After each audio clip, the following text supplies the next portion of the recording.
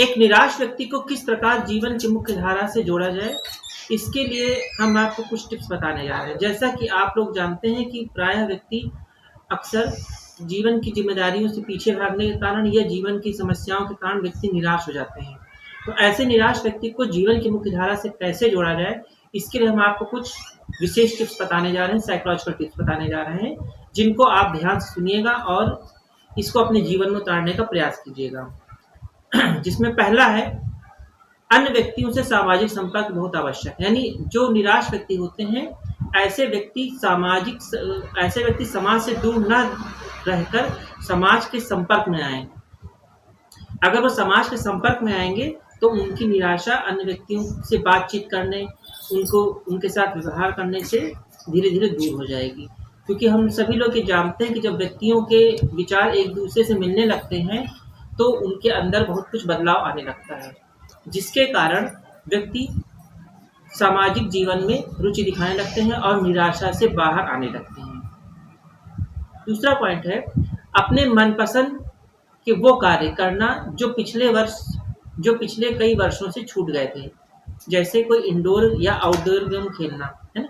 मतलब कोई जो निराश व्यक्ति हो जाते हैं वो प्रायः ऐसे ही व्यक्ति बन जाते हैं जिसमें कि जो पिछले के वर्षों में अपने मनपसंद कार्य किया करते थे, लेकिन समाज की जिम्मेदारियों के कारण, अधिक वर्कआउट के कारण या समय न मिल पाने के कारण उनकी वो सारी हॉबीज छूट जाती हैं। जैसे कोई इंडोर गेम खेलते होंगे, कोई आउटडोर गेम खेलते होंगे, तो ये उनको समय न मिलने की वजह से ये वो गेम नहीं खेल पाते थे।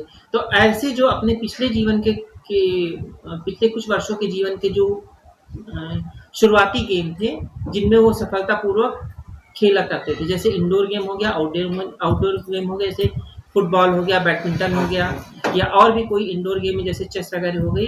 तो इसको खेलने से क्या होगा, इनका मानसिक संपर्क अच्छे से, मेंटलिटी बढ़ेगी और ये अपनी निराशा से बाहर आ सकेंगे। तो ऐसे व्यक्ति जो है, इनको इस तरह के कार्य जरूर करने चाहिए। और अगला पॉइंट है, धनात्मक जीवन शैली अपनाना। ये सबसे ही महत्वपूर्ण पॉइंट है और मैं आपको इसमें बताना चाहूँगा कि व्यक्ति अगर हर चीज़ में पॉजिटिव रहे, यानी धनात्मक जीवन शैली अपनाए, तो एक निराश व्यक्ति काफ़ी आसानी से निराशा से बाहर आ सकता है। व्यक्ति को हर पॉइंट में, हर स्थान पे एक धनात्मक वे पे ही काम करना है। यानी उसको, व्यक्ति को अपना ध्येय बना लेना है कि वो जो भी कुछ करेगा वो धनात्मक रूप से कार्य करेगा। जब व्यक्ति धनात्मक रूप से कार्य करने लगेगा तो वह धीरे धीरे अपने आप ही निराशा से बाहर आ जाएगा और ये व्यक्ति स्वयं ही कर सकता है। अगला है, अपनी सेल्फ स्टीम में वृद्धि करना। यानी एक निराश व्यक्ति जो होते हैं उनकी सेल्फ स्टीम काफ़ी लो हो जाती है। यानी अपने आप को वो सम्मानित महसूस करें, अपनी वैल्यू समझें, इसको कहते हैं सेल्फ स्टीम। प्रत्येक व्यक्ति की अपनी एक वैल्यू होती है और अगर प्रत्येक व्यक्ति अपनी वैल्यू समझने लगेगा या समझना प्रारंभ कर दे तो वो धीरे धीरे निराशा से बाहर आ जाएगा। यानी हर एक व्यक्ति का इस संसार में एक महत्वपूर्ण स्थान है और वो एक महत्वपूर्ण कार्य करने के लिए जन्म लिया है। तो अगर व्यक्ति अपनी सेल्फ स्टीम में वृद्धि करता है तो वो अपने निराशा से बाहर आ सकता है। व्यक्ति को सफलतापूर्वक कार्य को करने के लिए प्रेरित करना। ऐसे निराश व्यक्ति को जो हो गए हैं जीवन से, उनको ये कहा जाए कि आप कोई भी कार्य जो कर रहे हैं वो सफलतापूर्वक कार्य कर सकते हैं। उनको मोटिवेशन दिया जाए, ना कि डीमोटिवेशन। अगर कोई व्यक्ति सफलतापूर्वक कार्य करने के लिए किसी को बाध्य कर रहा है या प्रेरित कर रहा है तो वो निराशा से बाहर आ सकता है। यानी ऐसे निराश व्यक्ति को सफलतापूर्वक कार्य करने के लिए प्रेरित करना चाहिए। अगला है, निराश व्यक्ति को आत्मविश्वास सदैव बनाए रखना चाहिए। अगर कोई व्यक्ति डिप्रेशन में आ गया है तो उस व्यक्ति को अपना सेल्फ कॉन्फिडेंस हमेशा इंक्रीज किए रहना चाहिए, जिसके कारण वो एक नई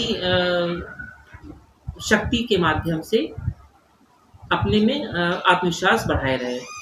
और इससे क्या होगा कि अन्य व्यक्तियों से सामाजिक संपर्क तो बढ़ा ही रहेगा और जब उसका सेल्फ कॉन्फिडेंस इंक्रीज हो जाएगा तो वो व्यक्ति निराश नहीं होगा। और अगर हम बात करें फल खाने-पीने के संदर्भ में तो हम सभी लोग ये जानते हैं कि हम लोग जैसा खाते हैं वैसा ही हमारा शरीर और मन बन जाता है, ठीक है?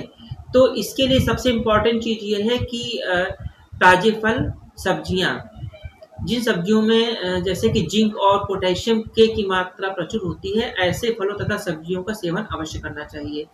क्योंकि ये जो जिंक और ताज़े फल और सब्जियाँ होती हैं, ये व्यक्ति के सीधे-सीधे मूड तथा बिहेवियर में प्रभाव डालती हैं और ये सकारात्मक परिवर्तन लाती हैं। तो हम लोग को ये चाहिए कि जो निराश व्यक्ति है उसको प्रायः ताज़े फल, सब्जियाँ दें, जिनमें से वो सब्जियों में प्रायः जिंक तथा पोटेशियम की मात्रा अधिक होनी चाहिए। इसी के साथ-साथ मैं आपको ये भी बताना चाहूँगा कि व्यक्ति को प्रायः कुछ न कुछ नया करते रहना चाहिए और अपना समय निकाल के मॉर्निंग वॉक या इवनिंग वॉक अवश्य करनी चाहिए, क्योंकि मॉर्निंग वॉक और इवनिंग वॉक करने से उसके जीवन में सकारात्मक बदलाव आएँगे।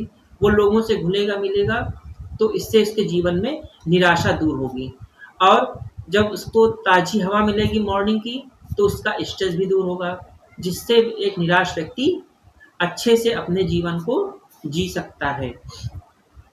इसी के अतिरिक्त मैं आपको ये भी बताना चाहूँगा कि जीवन की कोई भी ऐसी समस्या नहीं है जिससे व्यक्ति निराश हो जाए, क्योंकि आप लोग ये जानते ही हैं कि अगर अपने यूनिवर्स में कहीं कोई समस्या है, तो समस्या से पहले ही उसका निदान यूनिवर्स में आ चुका है। लोग निराश इसलिए हो जाते हैं क्योंकि वो उन तक पहुँच नहीं जाते, उन तक उस सॉल्यूशन तक पहुँच नहीं पाते हैं और यही कारण है निराश होने का।